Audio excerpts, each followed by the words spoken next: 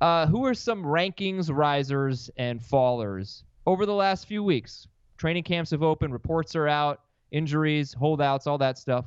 We'll remove the Chargers situation, but let's start with rankings risers, guys. Who are some guys who are on the rise? Well, there's some pretty obvious names like Curtis Samuel we've talked about on every episode for like the last week. Dante Moncrief, same thing. Kalen Ballage, I don't know how much Kalen rose for Heath, but he's rose quite a bit for me. A move that I made yesterday, I put Devin Singletary ahead of LaShawn McCoy because I just don't want anything to do with LaShawn McCoy. I really don't think that Shady's going to be helpful for fantasy. I think at some point this year, Devin Singletary will break out and be a pretty significant part of the Bills' offense. You think Devin Singletary is a better running back than LaShawn McCoy? Right now, yeah. See, I didn't think he was that impressive in college, and I don't think he's good enough. Not be impressed with what he did. Well, he was playing against high school players. Oh, not always. Did you watch his film against Oklahoma? I saw some runs against Oklahoma. I have moved Devin Singletary up a little bit. I can't put him ahead of LaShawn McCoy right now because LaShawn McCoy is the starting running back. I'm in this ridiculous draft. I just took him in the 14th round of a draft. Like, I don't want to take LaShawn McCoy, exactly. But if he's there in the 14th round, why am I taking somebody that I don't going want? to take? Well, you take lots of players you don't want over the course of many drafts. I do. It's just all about value. I try. That's interesting. Because I had an argument, not an argument. Jamie and I were on HQ last night before the Hall of Fame game, and we were talking about the Broncos running back news. And Jamie said he'd rather have Royce Freeman at Royce Freeman's value than Phillip Lindsay. And I disagreed because I don't believe in Royce Freeman. And I'm not getting Royce Freeman in the 14th round. If I were, I'd take him in a second. And I wouldn't be opposed to taking Royce Freeman, but I'd still rather have Lindsay. And this falls into the rankings risers and fallers because I would imagine that Phillip Lindsay is a faller for you guys. The recent report that the Broncos from Yahoo, Broncos like what they see from Royce Freeman. They want to make it a true split in the backfield. I'm just not sure I buy it because I think there's a new coaching staff. Maybe they're trying to pump up Royce Freeman. Lindsay's better. He's just better. And so if they're smart, they're both going to get work, no question. But if they're smart, wrote about Phillip this. Lindsay's, go ahead. Phillip Lindsay's not going to be as good as he was last year. That's just a matter of fact. There have been 28 running backs over the last 10 years that have averaged better than 5 yards per carry in a season. Only one of those running backs did it again the next season.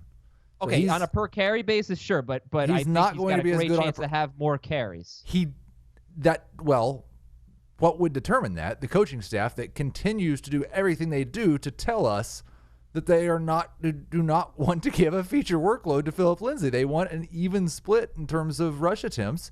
Lindsay, I was open to the idea that, he could get 190 carries and then earn that passing game work. But when they went and signed Theo Riddick, I'm just pretty much out. I'm not going to spend a pick in the first 4 rounds on Phillip Lindsay. I think he's fine in the 5th. He is one of my biggest fallers and probably one of the more significant fallers because a lot of the guys that have fallen for me, I've taken a little bit away from David Njoku. They don't seem very happy with him so far in camp. I took a little bit away from Antonio Callaway.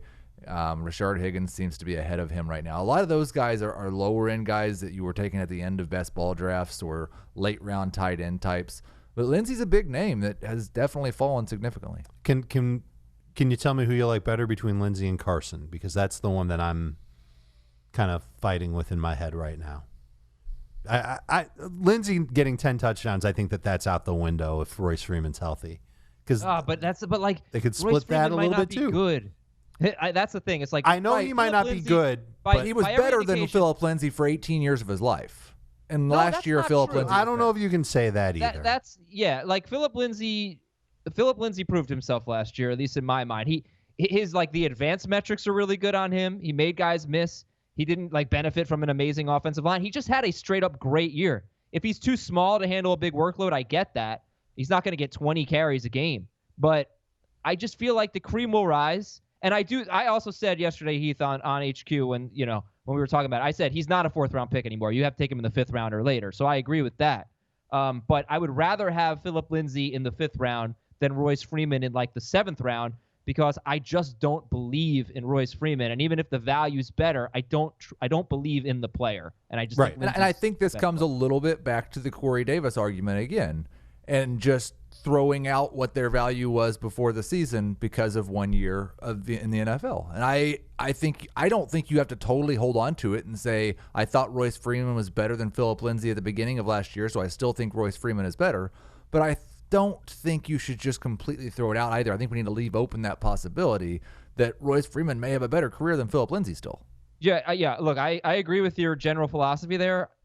I personally, though, the first time I saw Royce Freeman, I said it on the podcast, I was like, he looks slow. And the first time I saw Phillip Lindsay, I brought him up as a sleeper. We had an emailer who brought it up as well. I brought up that email. So I kind of always believed in Phillip Lindsay and not so much in Royce Freeman. I just think Lindsay's better suited for the NFL. Other thing I will say, the email made him a believer in Phillip Lindsay. The other thing I will say about that argument is I don't believe you have to spend a 7th round pick on Royce Freeman. I got him in the 9th or 10th yesterday. Right. His ADP right now is still 10th round.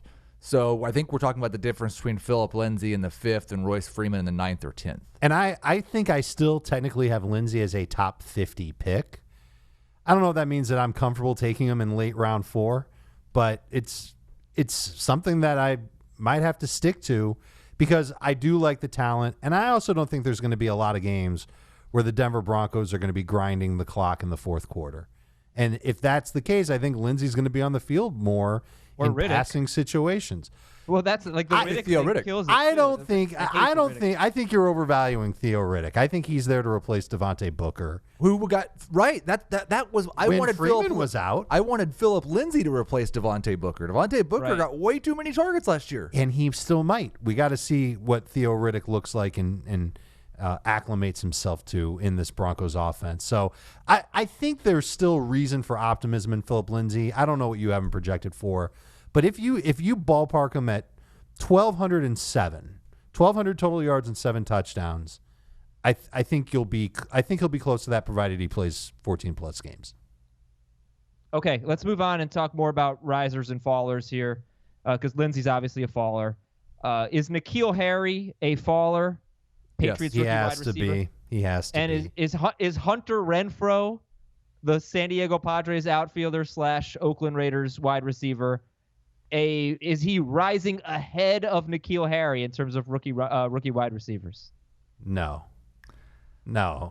I get that Hunter Renfrow is playing great in the slot and might have the slot role in Oakland, but I would still rather spend the late round pick on N'Keal Harry on the hope that he can turn things around in training camp. There are 3 slot receivers that have gotten a lot of attention in the first week of training camp. Renfro's one of them. Trent Taylor in San Francisco is another one. Trey Quinn in Washington is a third.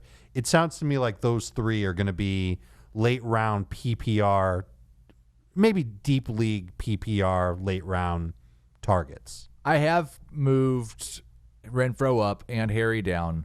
Renfro's 11 points behind Harry now in my PPR projections. I think there's a chance that we're like 2 or 3 weeks from now, and the starting wide receivers in New England still look like they're Julian Edelman, Philip Dorsett, Maurice Harris, and we have to strongly consider the fact that Hunter Renfrow is a better pick than N'Keal Harry, but I'm not ready to decide that right now. Well, you drafted Maurice Harris. Not Dorsett. Not yet. No, they're right alongside the deep PPR. Why not? Like I'm in a 22 round draft right now. It's a slow draft. I probably will. Great example. But if I'm going 15 rounds, there's going to be better receivers. And I'd rather have Maurice Harris than Antonio Callaway right now. I don't have it ranked that way, but we're heading that way, aren't we? DK Metcalf or N'Keal Harry? I still have Harry ranked a little bit higher than Metcalf. Yep, Harry over Metcalf. And one more slot receiver that's gotten a little bit of there was a good report from DetroitLions.com on Danny Amendola that he has a nice rapport with Matthew Stafford. Remember, right. Golden Tate caught 90 or more passes 4 straight seasons, and then last year in 7 games with the Lions, he was on pace for 101 catches. So I'm going to take the under on 90 catches for Amendola, but how does he look with Trey Quinn and who are the other slot receivers, and Hunter Renfrow and Trent Taylor and whatnot? I would imagine that fantasy managers would gravitate toward Amendola before the other names of guys who are unproven. A, because they've heard of Amendola before. B, because they know what Golden Tate did in that Lions offense. Sure. Okay. any other interesting? We've talked a lot about late round guys. Any other mid or early round guys that are rising or falling for you? Most of my risers have come in the round 8+ range. I don't know if I've got any that are shooting up or shooting down. Kerryon Johnson is one that is an obvious early rounder that we've talked about a lot. He rose, yeah. John Brown's rising. Right, so that's one that I would put in the round 8+ bin. Hearing really good things about him in Buffalo. Jordan Reed's healthy. Every reporter in Washington is saying that he looks explosive. I'm about ready to move him ahead of ahead of Eric Ebron in PPR. No, neither am I. But No, I am. You are? Yeah. See, I'm not there yet. And Ebron's banged up right now.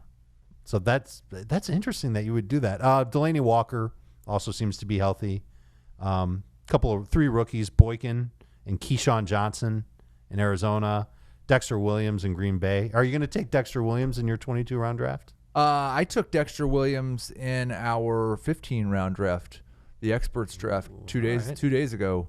Yeah, I took him in the very last round. I like the fit in Green Bay for him. He is a zone running type of running back. He's a good fit there. Okay, and I think that one guy who in our minds has fallen a lot that I think maybe we've gone a little overboard on is Jarvis Landry. I more or less have no interest in him in a non-PPR league, but I feel like all we've done is dump on Jarvis Landry. It gets to the point where he's I wouldn't take John Brown over Jarvis Landry. I haven't drafted him, but I also haven't moved him since the start of camp, so that's why I didn't call him a faller. Sure. Right. Okay. Yeah. It was kind of felt to me like he's got a lot of negative momentum. Okay. So look up Jarvis Landry's ADP real quick. Let me ask you this: it is 67th overall. Curtis Samuel has been that's about right. a hot name with videos on social media and great quotes from his offensive coordinator, and we haven't heard boo about Jarvis Landry. Who are you drafting first between Samuel and Landry? I would take Samuel in a non-PPR league. I would take Landry in half or full PPR. How about you? I'll take Landry in both. And that's not the discussion that the drafters are having right now. And you look at Landry's ADP, he's being taken ahead of Mike Williams, ahead of Tyler Boyd, ahead of DJ Moore, ahead of Robbie Anderson, ahead of Dante Pettis, ahead of Christian Kirk, ahead of Sammy Watkins, ahead of Allen Robinson, ahead of Dede Westbrook. That's ridiculous. Yeah. I don't. I'm taking him ahead of Dede. We can keep dumping on Jarvis Landry was my point.